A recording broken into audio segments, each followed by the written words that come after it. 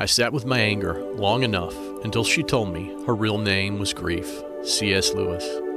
In the 1960s, Elizabeth Kubler-Ross studied the stages of grief in dying patients.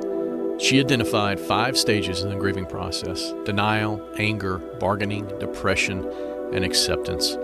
These stages are nonlinear. Elizabeth Kubler-Ross later became a central figure and champion of the hospice movement.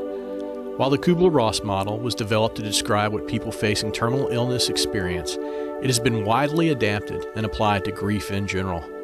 I made my own way through denial and found my way to anger, but for years to come, I would bounce between denial, anger, and bargaining as the result of the trauma I had experienced as a child.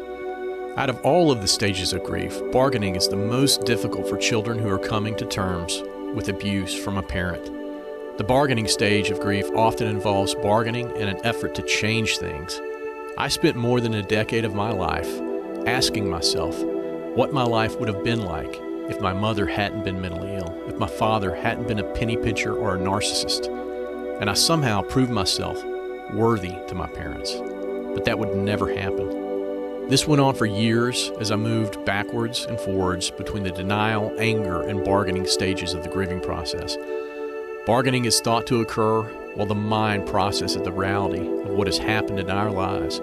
But eventually, bargaining becomes useless because it changes nothing.